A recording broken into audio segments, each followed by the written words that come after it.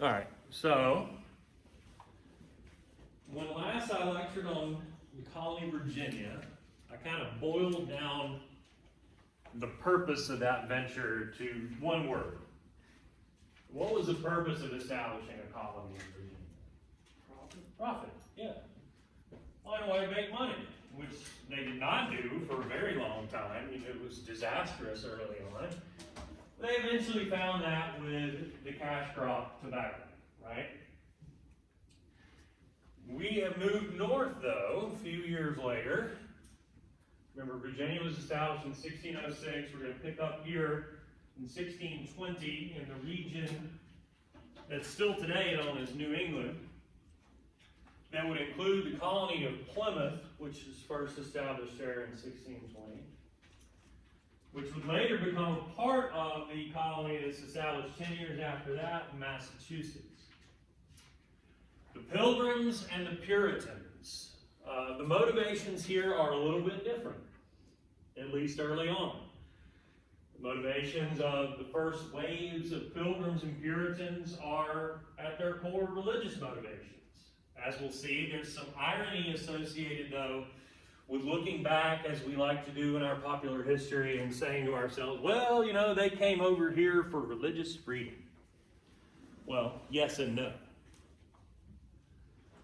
We'll talk about that man in the middle there, that is John Winthrop, who at one point, as the Puritans were about to arrive on the shores of North America, he gave what you might call a speech, since he was not an acting minister at the time, but what really was essentially a sermon on board the ship Arbella, in which he says, "The eyes of all people are upon us, so that if we shall deal falsely with our God in this work we have undertaken, and so cause him to withdraw his present help from us, we shall be made a story and a byword throughout the world. For we must consider that we shall be as a city upon a hill." What he means is we're going to go to the New World and establish a colony to live by our version of the Christian faith, so that other Christians in other parts of the world, especially England from where they come, will look over to us and say, ah, yes, this city on a hill, this is how you're supposed to do it. Got to have some context first, though. A little bit of a diversion, for we cannot understand who these people are if we don't understand the basics of something I talk extensively about in my world history class, both of them, 1 and 2, and that's the Protestant Reformation. So let's transport ourselves back to the early 1500s, the 16th century in Europe. Map of Europe. Top right. And essentially at that time, from the line, imaginary line that would separate Central from Eastern Europe, from there west, from there over, including Italy and France and Spain and England and Scotland and Ireland, there was only one Christian church. The Roman Catholic Church was the Christian church. There was no other. The Roman Catholic Church, head of which is the Pope in Rome, that was Christianity. That was the only Christian church, the original Christian church. Nowadays, we look around in our community and we see AME Zion, Baptists, Methodists, Presbyterian, Assemblies of God. All of these are what we would call Protestant churches, which did not exist at that time, and all of which in one way or another trace their origins or roots to this Protestant Reformation that occurs in that century. A German monk turned theologian named Martin Luther, the original Martin Luther, began a movement to expose certain elements of corruption within the Roman Catholic Church, like telling people if they paid a little money they could get to heaven faster, or priests paying money to become bishops or archbishops and so on. He tried to shine light on that corruption in a way of protest, hence Protestant or Protestant, in order to get the Roman Catholic Church to reform or to change, to clean it up. Protestant Reformation. What Martin Luther ignited, though, ultimately becomes a movement to leave the Roman Catholic Church altogether and to form new churches, Protestant churches, beginning with the Lutheran Church, and later to include so many more, including eventually the Anglican Church, or the Church of England, or England, the Church of England, the Anglican with an A church. The word England comes from the Angles, morphs from an A into an E over time, but the Church of England is known as the Anglican Church, which is a little bit different. You have all these guys like Martin Luther and John Calvin and John Knox and Ulrich Zwingli who had deep philosophical, theological differences with the Roman Catholic Church and all these concerns of corruption. The founder of the Church of England did not share these concerns. Who is that right there, bottom right? Founder, you might say, or first head of the Church of England. The English King Henry VIII of the Tudor line of kings. Henry VIII didn't care about any of that. The story is probably familiar to some, if not all of you. Henry VIII wanted a divorce, basically. When Henry VIII becomes the King of England, it is part of the Roman Catholic Church still. And even if you were the king of some country, you could not simply divorce your wife. You would have to seek on some justifiable grounds what they called an annulment, and that for a king could only come from the Pope. The specifics of this I'm not going to ask you, but it is an interesting and somewhat important story. Henry VIII's first wife was a woman named Catherine of Aragon. She's Spanish.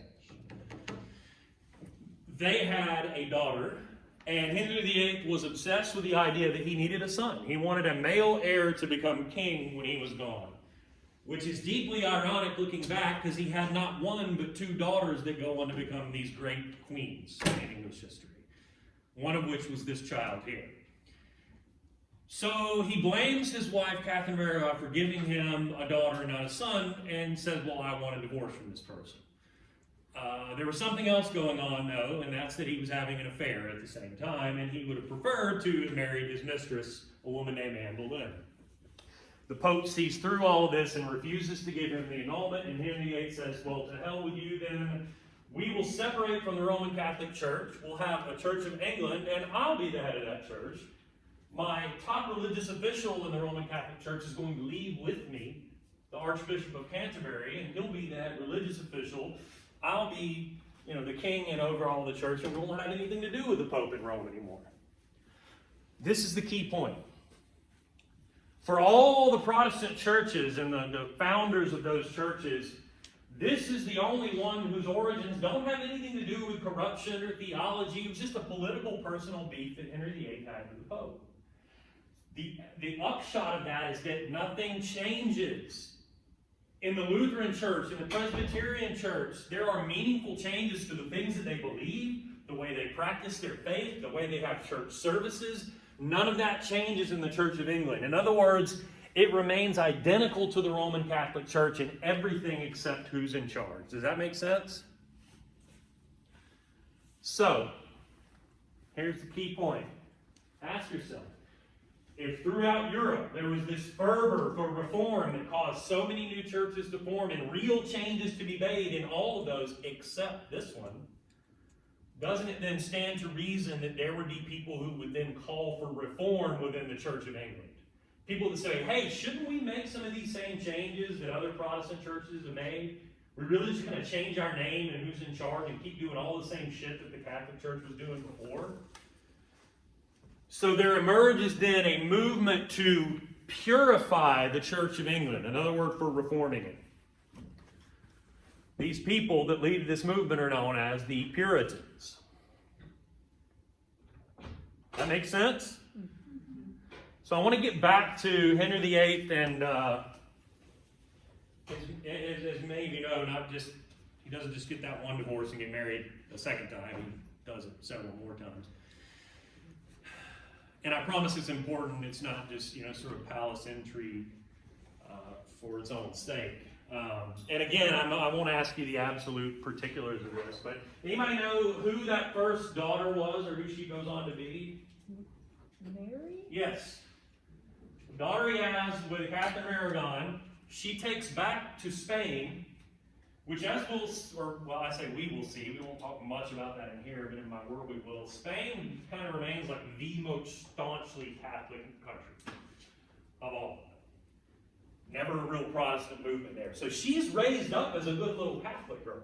And when Henry dies, she has the best claim to the throne, comes back to England to reign as queen, and is so oriented towards Catholicism, she persecutes these Puritans. They are dissenters from the Church of England's way, which ought to be, in Mary's mind, exactly like the Roman Catholic Church's way. And so they could be thrown in jail or killed or exiled under Mary's rule. So violent was her persecution of the Puritans that she becomes known as Bloody Mary, right? Well, she dies relatively young, and turns out the child that Henry VIII had when he married his mistress, Anne Boleyn, is also a daughter, who then has the next best claim to the throne, and her name is Elizabeth. Elizabeth I. Remember, for whom Virginia is named, the so-called Virgin Queen. She becomes queen and reverses what her sister had done in terms of this persecution of Puritans, establishes the idea that the Church of England really is a Protestant Reformed church, but then also says, I'm not going to totally flip the script. It's not like we're going to persecute people who lean Catholic.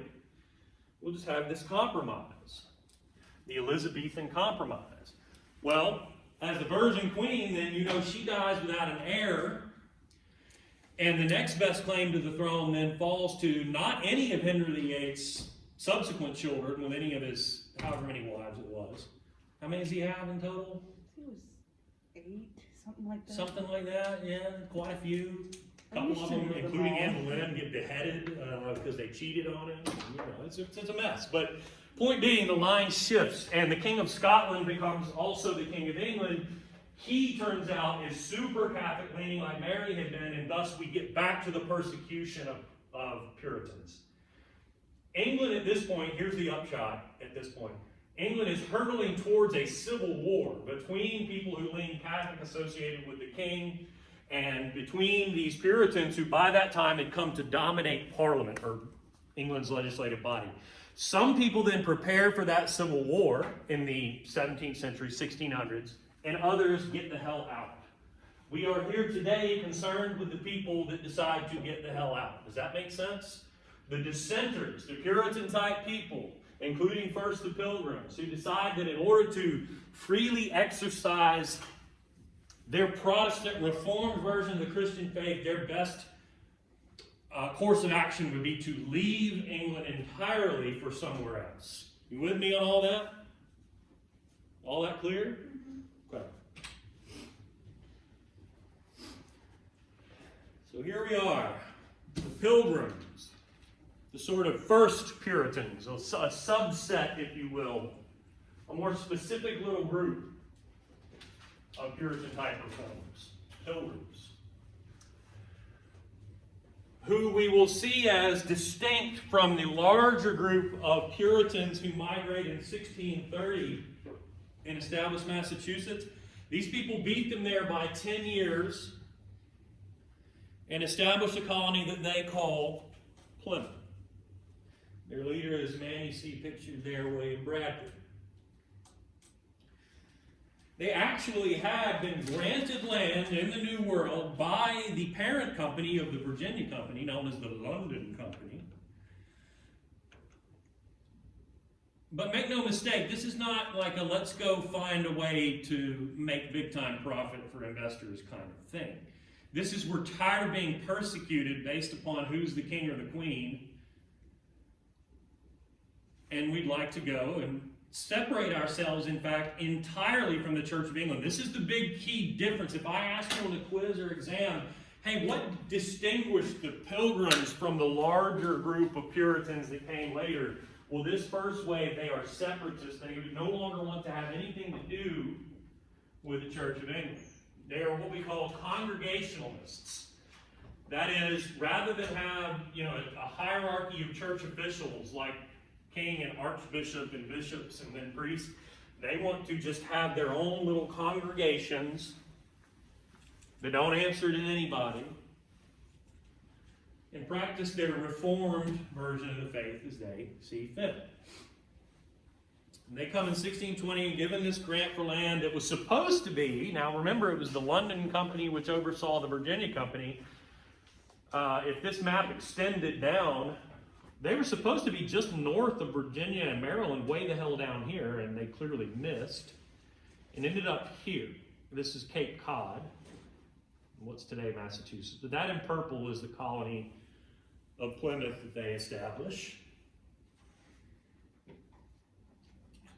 They come over on a ship known as the Mayflower, which I'm sure you've heard. And due to concerns that, number one, they missed their landing spot by several hundred miles, as I was just saying. And number two, there was a technicality that led them to believe that perhaps their charter was not official or valid. They decided it was incumbent upon themselves to write and to sign and to enact this, what is in effect a constitution or a charter of its own. This becomes known as the Mayflower Compact. A social contract, if you will. Something I'll speak about at length later. A social contract, a self-generated charter, a constitution, whatever you want to call it. A pseudo-constitution, I guess. That is important for several reasons. One, it shows us something that's going to be the case with the Puritans as well in Massachusetts, that religion and government are linked from the beginning in these colonies up here in New England. And it's not that the Virginians weren't, good followers of the Church of England as they were, but that colony was not established for religious purpose. And there was nothing particularly religiously oriented about its governance. But that's not going to be the case up here, where religion and government are linked from the start. And they declared therein that the purpose of establishing that colony, this is quoting from the Mayflower Compact, was for the advancement of the Christian faith. It's a lot different than what we saw in Virginia. And they say in this document, too, the other thing that's important, they say we're going to combine ourselves into a civil body politic and establish that there will be basic equality of citizens and that voting would be the central element of governance. So they kind of establish here the principle of consent of the governed, of republicanism, of representatives voting to determine legislation and outcomes. So it's, in essence, there are some of the beginnings of what would become liberal democracy in America. Now, don't overstate the case, though, because, again, what they're looking to do, in essence, is create a theocracy, a government by religion. And we consider one of our basic principles in America post-revolution to be the separation of church and state. So there are both consistencies and inconsistencies here in terms of the legacy of these folks and the republic in which we live. They undergo some hard times, as you might expect, knowing as you do the story of Jamestown and Virginia. Some of them died during the winter aboard the ship. Starvation, malnutrition, same kind of story. The difference here being that whereas we saw the Virginians in immediate conflict with the Powhatan, here the Pilgrims established friendly relations with the local Native Americans, the Wampanoag. They're essentially saved by the Wampanoag. It's very easy to see that had there been conflict, or had they even simply been ignored by the Wampanoag, they might well have not survived the first winter. But the Wampanoag trade with them for corn, showed them how to grow it, showed them where to fish in the local waters, saltwater and fresh. Famously, of course, that relationship is celebrated at the end of the first year with this sort of Thanksgiving feast, with the leadership of the colony, William Bradford, sitting down with the leadership of the Wampanoag, the chief Massasoit, and their cohorts, and celebrating this supposed feast or whatever, which, yes, is indicative of the friendly relationship at first, but is also it's like a false lead, if you will, because this relationship is going to careen off a cliff eventually, as we'll see. That being said, it was fostered by ease of communication. You can imagine when European peoples come to the New World and encounter Native American peoples, there is, of course, a language barrier, which certainly doesn't make it easier when you're trying to establish friendly relations in a perilous situation. But in this case, there was a man known to history as Squanto who was able to act as a sort of translator ambassador, because Squanto spoke English. He was not originally of the Wampanoag peoples, and I should emphasize the Pilgrims were not the first Europeans to come through this part of the New World. English explorers had been there before, and they had taken some people prisoner, including Squanto, and brought him back to England.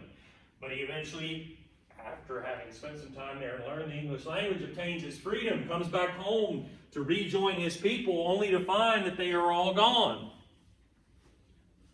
Why are they all gone? Say again? They weren't there. They weren't in the New World. So he comes back to the New World to try to rejoin his people where they had been, like go back to the old village, and he comes upon it and there's nobody in there. Because they're all dead. Because everywhere Europeans go in the New World, what do they take with them? Smallpox. Disease, and it unleashes smallpox outbreak, and so all of Squanto's people are dead and gone, and so he sort of takes up with the Wampanoag, and then lo and behold, here come these pilgrims, and he's able to act as a go-between. Does that make sense? Mm-hmm. So that made it a little bit easier. Questions about these pilgrims? So, decades later, one of the last surviving original pilgrim settlers, and I don't know why, it took him until he was 70 or 80 or whatever it was to be like, that's the rock that we landed on, the Mayflower, right there, that's the point we came ashore, and it comes on as Plymouth Rock, which is probably just a rock. I mean, let's be honest, it has no real significance, but, it's build a fence around it and make a big deal about it, whatever. And not far from there is this plaque that was erected by the town of Plymouth on behalf of the United American Indians of New England that gives you their view of the Thanksgiving holiday, which they say many Native Americans, quote, do not celebrate. To them, Thanksgiving Day is a reminder of the genocide of millions of their people, the theft of their lands, and the relentless assault on their culture. And so they observe a national day of mourning on the Thanksgiving holiday instead. And I told you that cozy relationship is not going to last for very long, especially after the arrival 10 years later of a much larger group that we'll know, we'll call just the Puritans. And I say much larger, they come over not just a ship, but 10 ships in the initial wave of people, followed by 7 more a year later, and within a year their population is already over 1,000. Remember how long it took Virginia to get to 1,000? Puritans in Massachusetts Bay Colony have that number within 1 year, and in fact, between the day of their original arrival in 1643, there are 21,000 settlers that come over into Massachusetts, at the heart of which they established the city of Boston. They are reformers, and this differentiates them from that smaller group of pilgrims that had established Plymouth in 1620. They're not separatists, in other words. They do not seek to completely divorce or separate themselves from the Church of England. Rather, what they envision themselves doing is encapsulated in that idea of them being a city on a hill. They want to come to the New World, establish a colony, live by their own rules, and live under the leadership of a reformed, genuine Protestant church, free of persecution. To live by, as Winthrop would say, true Christian love, and to do their duty in this covenant that they had entered into with God, so that people would look to the New World metaphorically like a city on a hill and say, ah, that is how you do it. That's reformed, proper Christian living. We should reform ourselves too. In other words, Winthrop envisioned Massachusetts providing the example of Reformed Christianity that others, especially back home, would follow. So they don't want to separate from the Church of England entirely. They want to be the example that leads the Church of England to reform. I mentioned that covenant. That's the idea at the heart of Puritanism that Winthrop was speaking to. We got to do right by our God, meaning a covenant's like an agreement in which two sides have to uphold their end of the bargain. God's end of the bargain is He's going to watch over us. So the original covenant that the Hebrews had with Yahweh when it comes God in Judaism before Christianity. But we've got to do our part and live right and do right and observe the right principles and this sort of thing. And if we don't, then like Winthrop says, we're going to be a byword because we will have failed in upholding our end of the covenant. But if not, we should prosper. Winthrop becomes the first governor of the colony. But he's kind of a governor that acts like a minister, which is interesting because they also have a head minister, John Wilson, who kind of acts like a governor. And that's the thing about early Massachusetts. The lines are blurry. Technically, church and state are not one, but man, do they influence one another. John Wilson, I mentioned, first minister of the First Church of Boston for nearly 40 years. A duty he shares with a third John Cotton, but he is the sort of leading religious official, John Wilson. One side note, these Puritans didn't encounter a lot of Native Americans. The Wampanoag are just there to their south near where Plymouth is, but as with Squanto's people, most of the folks who had lived in that part of New England, most of the Indians had died of disease. And we read Puritan sources and we see that in their minds, they encounter these empty villages and their interpretation is not, oh, what a shame, we've unleashed these diseases in the New World that have killed people. Their interpretation is, well, I see God has paved the way for us. This land now belongs to us. It has been preordained. This is part of our mission from God, and He's helping us out, vanquishing these heathens from this part of the world for our benefit. Other connections between church and government, though, church attendance was required by law, and church membership was the requirement for voting. So if you're in Massachusetts, you have to go to church by law, but you can attend church and not be a full-fledged member of the church. In order to become a member, you had to exhibit certain behaviors. So these people, I don't want to get too far down a rabbit hole here, but these people were what we call Calvinists, followers of a particular kind of Protestantism that lives on in like the Presbyterian Church and some others. One of the things Calvinists believe is in predestination, the idea that it's predetermined who is going to heaven and who is not. The idea further being that you could never know for sure. God knows, but you can't. But nonetheless, you had to do things to prepare yourself in case you were among the elect or those who were saved. And if you didn't, then that would just be proof that you weren't. It's kind of a mind-twisting concept. But my point being is that if you were one of those people who was doing the right things, that at some point you would have an experience, a visceral experience, almost like in today in the Pentecostal Christian religions where people have like the Holy Spirit come over them kind of idea. And once you had done that, you could become a full-fledged member in the church, and that was the requirement for voting. Imagine. Had to be a full-fledged member of the church to be able to vote. Civic laws were based upon biblical law. This is another thing they borrowed from Calvin, who had established in Switzerland a city in which he made laws that would prescribe your behavior, like it was illegal to drink alcohol, to dance, to gamble or play cards, to wear clothing that didn't fully cover your body and these sorts of things, so that they were legislating morality or behavior based upon their interpretations of the Bible.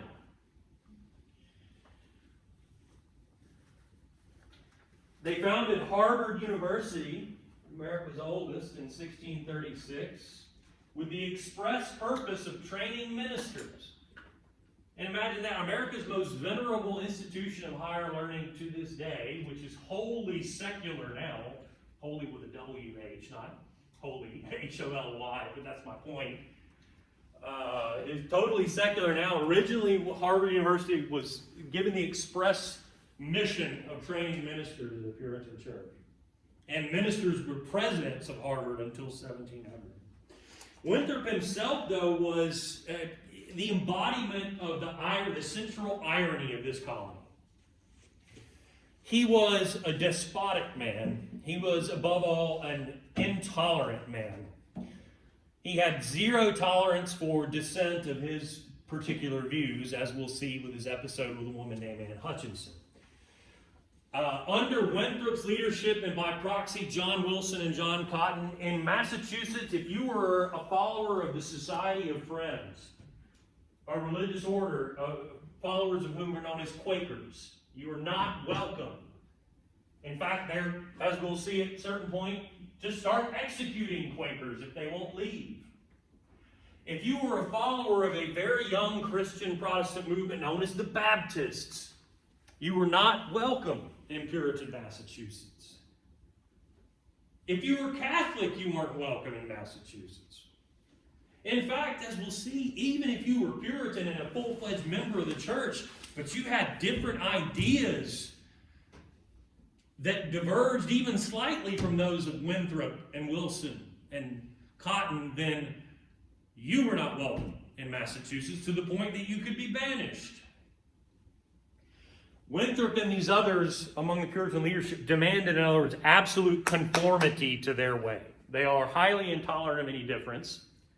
And so the final point on this slide, and one of the most important of this lecture, is that in this colony that we like to remember was established for religious freedom, there is no religious freedom, you see. There's no freedom to exercise your religion as you choose and see fit, for there is only one way that would be tolerated. So religious freedom for they themselves, sure, but not for just anyone, you see. Does that make sense? Questions?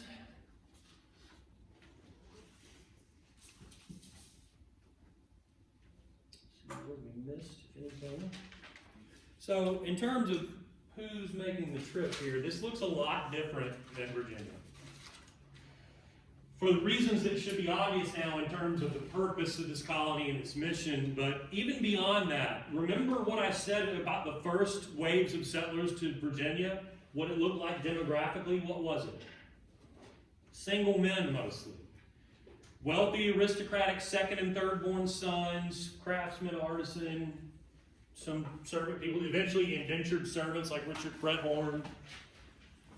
But not a lot of women and children, and then also there was that polarization in Virginia where it's a lot of wealthy people get rich off the headright system and then the poor indentured servants. In New England, it's different. It's a lot of families, intact families, so plenty of women and children.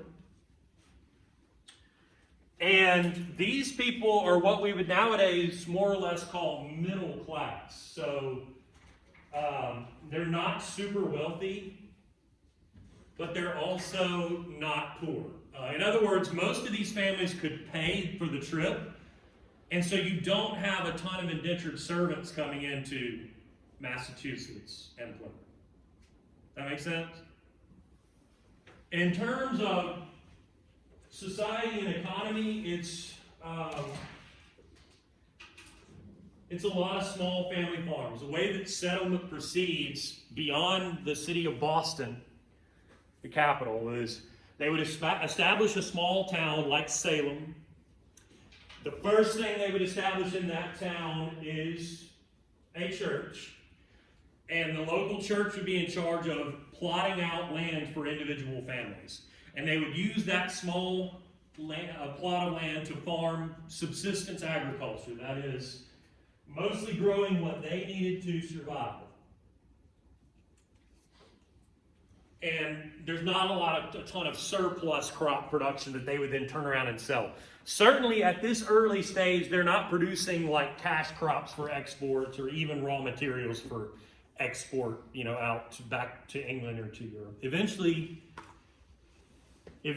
and I want to underscore that word, eventually, when we convene again for the next lecture, we'll see that this region will become an important source of certain raw materials like fish and timber for export, but not quite yet. And certainly you don't have a scenario where these huge plantations producing cash crops.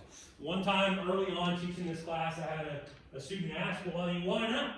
It's not, I know these people are motivated by religion, but it's not that they hate money. Why wouldn't they have big plantations producing cash crops? And there's a good answer to that. Anybody ever spent any time up in New England? Particularly in the winter? It's cold. Yeah, it's very cold. It snows a lot.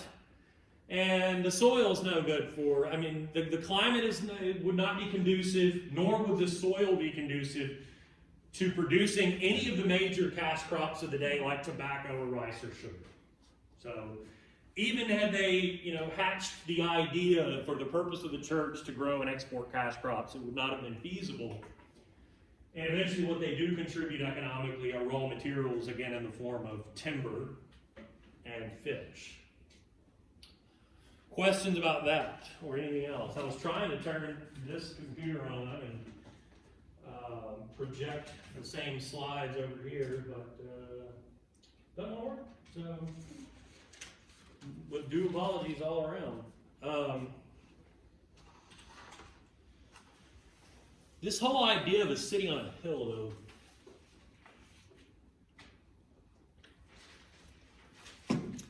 though, doesn't really work out the way that John Winthrop expected or intended. And even within his own lifetime, you can see that iron grip of the church and its influence over everything starting to wane or decrease. And the church and its officials become less and less powerful or influential. Part of the reason for that is that very early on there is dissent among these dissenters. Remember, these people have been known as dissenters back over in England, where they dissented or disagreed with the way the Church of England did things. Well, turns out there are people that disagree with the way that John Winthrop and John Wilson do things. Most notably, Anne Hutchinson, who moved to Boston just a few years after the original settlers and was happily married with a family and some wealth and means, and ends up settling on a street not far down from the home of John Winthrop himself. So she's kind of among the elite from her arrival in Massachusetts. She's a very devout woman, but a free thinker. And free thinkers are not going to be welcome in Winthrop and Wilson's Massachusetts unless their free thinking leads them to think exactly the same way that they do. And Hutchinson begins hosting in her home a Bible study, initially to discuss favored passages of Scripture or the sermon that ministers Wilson or Cotton had given on the preceding Sunday. But these evolve into less of a group Bible study and more of essentially Anne Hutchinson, for lack of a better word, preaching her own interpretations of Scripture and the faith, that eventually fly directly in the face of the teachings of Minister Wilson, who like to emphasize the doctrine of preparationism, and stressing what they would call a covenant of works. Remember the covenant? We got to uphold our end, or we're going to become a byword, and God will, remove His protection. Well, according to Wilson and by proxy Winthrop, that meant that you had to do certain things, works, things that you had to do, prayer, attending church services, various observances, preparing yourself in the event that you were among the elect, holding regular Bible study, for example, which was a thing, obviously, that Hutchinson was attempting early on to do. But she, in her own teachings, begins to teach or stress the covenant of grace. Covenant of grace would hold that works, things you got to do, were not necessarily all that important. What's important is the individual and the individual's relationship with God, whose grace alone is sufficient for your salvation.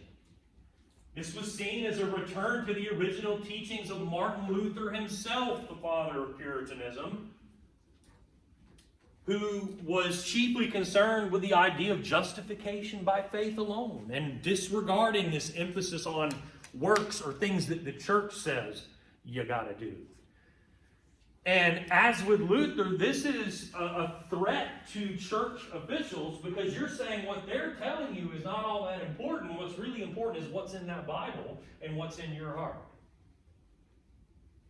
And so she would have been a target regardless of the other galling fact that makes Winthrop absolutely batshit crazy about what she is doing. Which is what? Why would she be particularly upsetting to a man like John Winthrop in that she's preaching this covenant of grace? She's a woman. It's not a woman's place in the minds of a Winthrop or a Wilson to be preaching, let alone preaching something different from that of the leading Puritan ministers. So the fact that she is not a minister, one, preaching a covenant of grace instead of preparationism and covenant of works, and then finally the fact that she is a woman, and in a patriarchal society it was seen as, again, not a woman's place to be doing this, all put a target on her back. And Winthrop eventually brings charges against her. This is an aside, but Winthrop actually serves 2 non-concurrent terms as governor. And the guy who was governor in between Winthrop's 2 terms actually becomes a follower of Anne Hutchinson and attends her Bible studies and falls in line with her way of thinking. And so what Hutchinson does, it's more than just a personal beef between she and Winthrop. She begins to divide the city of Boston and this colony between 2 competing schools of thought, and therefore in the mind of Winthrop, she got to go. So he puts her on trial for charges of heresy, having gone against the church and the Word of God, and I think assumes that he was going to just run all over her because he's got a superiority complex as a man. But he doesn't. We've got the transcripts of this, and she is perhaps superior to him in intellect and is able to go toe-to-toe with him. But eventually her convictions get the better of her when Winthrop asks her, he says, look, you're saying there's a right way to interpret things and a wrong way, and that we have fallen into the wrong way, and that you're right. And she says, well, yeah. Well, he says, how do you know that? How do you know which one's right and which one's wrong? She says, well, God told me. He says, well, that is the heresy of revelation, for God does not reveal himself to you any more than he does me or Minister Wilson. He only reveals himself in the scriptures. And so you're a heretic and you're banished from the colony. She and her family have to leave Massachusetts. And they are, most of them, eventually killed in an Indian attack in the colony of New York. One of her sons survives, as we'll see, but she is killed.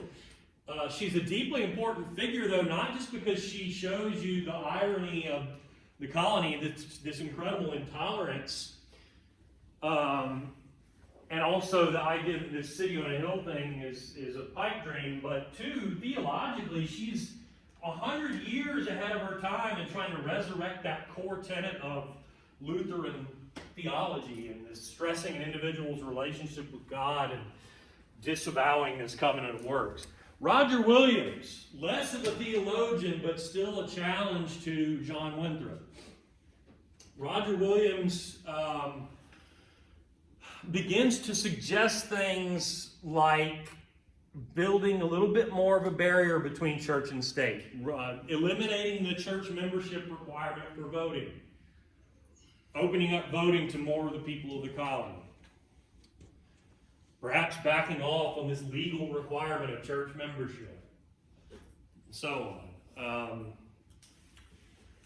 He also suggests that perhaps the leaders of the colony, the secular leaders, ought to deal more fairly with the Wampanoag and other neighboring Indians, whom the colony had been cheating out of land since their arrival, and subjecting them to systematic injustices in their legal system or whatnot. And Winthrop suggests perhaps dealing with these people on a more fair and equal basis, and making his concerns very public. And he is rewarded for this by being kicked out of the colony. So he decides to go and found his own colony just to the south of Massachusetts, and that was Rhode Island, beside which the son of Anne Hutchinson establishes the colony of Connecticut. So if we go back to our New England region map, here's Massachusetts, there's Boston, there's Salem. Here, Plymouth eventually it is subsumed by Massachusetts, becomes part of Massachusetts. But to the south, here's Rhode Island, founded by Winthrop for the purposes of actual religious freedom. And Connecticut, the same, founded by the son of Anne Hutchinson, surviving. Later in the region would be added the proprietary colony of New Hampshire, which we're not going to talk about. Sorry if you're from New Hampshire. Questions about any of that?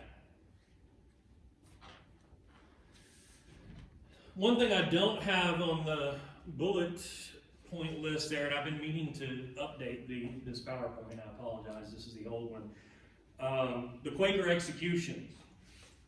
In 1659, the legislature of the colony passed a law that demanded that Quakers either convert or leave the colony. So I mentioned the intolerance here and the quote-unquote, you're not welcome. Well, here you go. Convert or leave, or be subject to persecution, whipping, torture, punishment, even in the case of 3 of these individuals, execution for refusing to repent and relent. Along with the case of Hutchinson and the case of Williams, these show you the waning influence that the church would eventually have when some people recoil at these excesses. When some people say, hey, what is too much? Or when have we sort of violated our own core principles of supposed Christian love? Finally, then, in the 1690s, there are these Salem witch trials. Anybody ever had to read The Crucible? So you know about the Salem witch trials.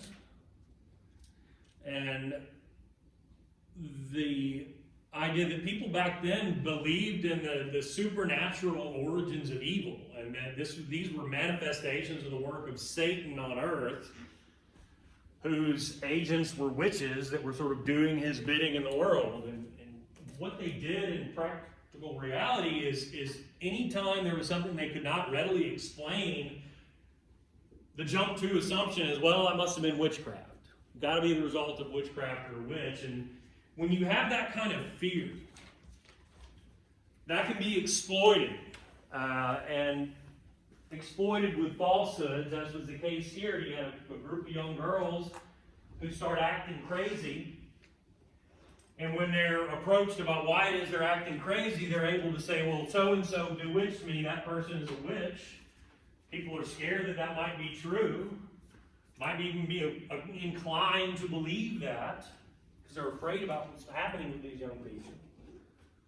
Put these supposed witches on trial in which they're doomed to fail and be found guilty of witchcraft, and so they're executed. And what you're left with, looking back, is the reality that this was just some young, upset people who pointed the finger at adults in the community they didn't like and falsely accused them of witchcraft.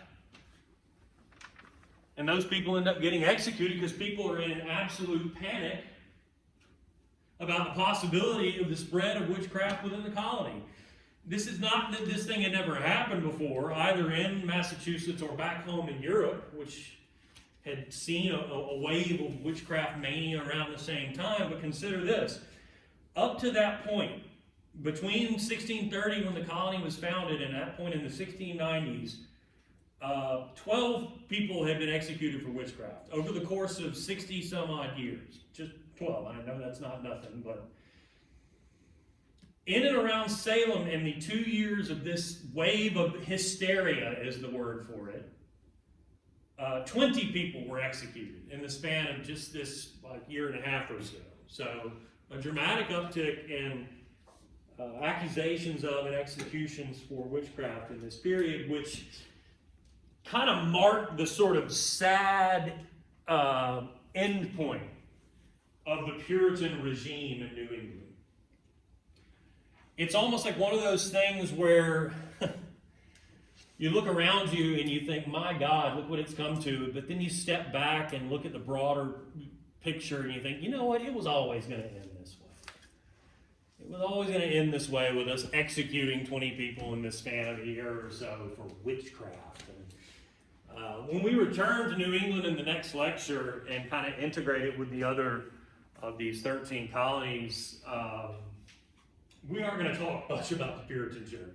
Because by the 1700s, the idea of this city on a hill is an afterthought. And New England has changed dramatically by that time. One final episode, though, and if you'll allow, we're going to step back in time about 15 years into the 1670s. Right about the time of Bacon's Rebellion in Virginia. And you wouldn't have something like that here in New England. There aren't a ton of indentured servants, as we've said before. But they do have a massive conflict to deal with that is known to the English as King Philip's War. As you'll read in the documents for Quiz 1, Wampanoag grievances against the colonists, things they were upset about, increased steadily in the 1640s, 50s, 60s. Some of them being the same as the Powhatan's grievances: land encroachment, bad land deals, getting Indian chiefs drunk and then negotiating bad land deals with them, for example. Harvesting timber or trees from Indian hunting land without asking. Indians being treated unfairly in the colonial justice system, not being treated as equals with English colonial subjects. Free-ranging livestock belonging to the colonists that would get in Indian cornfields. Native American societies on the East Coast at that time generally lacked a concept even for the individual ownership of land. Villages had a common field area that was farmed by the women of the village communally. And so if you don't have this concept of individual land ownership, you're probably not going to have fences. And what's more, Native Americans didn't have cattle or hogs to fence in. But the colonists do, and they let their livestock roam freely and forage off whatever land wherever. You brand them so you know whose is whose when you want to rein them in. But more or less, they're free to go wherever. And free to go wherever and no fences translates into hogs getting into Indian cornfields and eating up all the corn. And Wampanoag complained about it to the colony, and the colony didn't do shit about it. These are the kinds of things we're talking about. To the point where in the 1670s, especially with the ascendance of the very young chief Metacomet, known to the English as Philip, there is a belief that perhaps they could be on the verge of a war.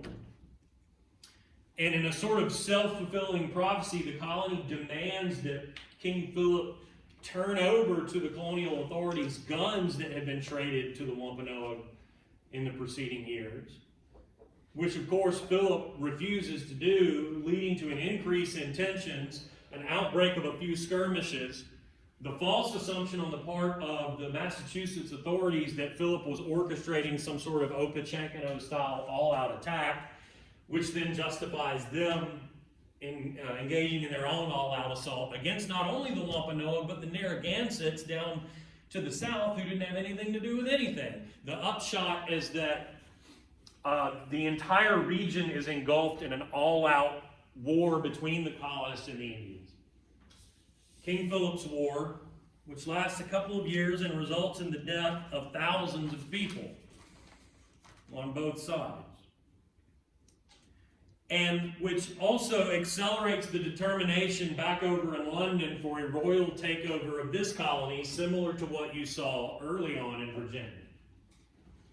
So this adds to the diminishing of the influence of the Puritan Church when it is literally removed from certain elements of power, and a royally appointed governor will be installed, and a council, as you had seen in Virginia before. And the king and parliament, similar as we ask ourselves with Virginia and the royal takeover there, foresee these colonies as being of some use to them, not just being an escape valve for dissenters, but producing raw materials like I mentioned before. As we'll see in the next lecture, England is the process of building an empire, essentially, using a system that we'll call mercantilism, in which you could use overseas colonies to provide you with raw materials you didn't have or didn't have enough of at home. And the sinews, or the things connecting your mother country with its colonies abroad, are literally ships, which are made of wood, which you don't have a lot of back home in England, but you do in New England, which could also produce, as I said, fish and other things. Then you can see them being of some use to you, which would perhaps beg the question of this royal takeover. So we'll talk about mercantilism next time and what role the colonies play, providing raw materials, being a captive market for manufactured goods, paying taxes. Those are all things we'll explore in the next lecture. Questions about this or anything else? Anything at all? Everything's crystal clear. All right, well, we'll see you all again on Thursday.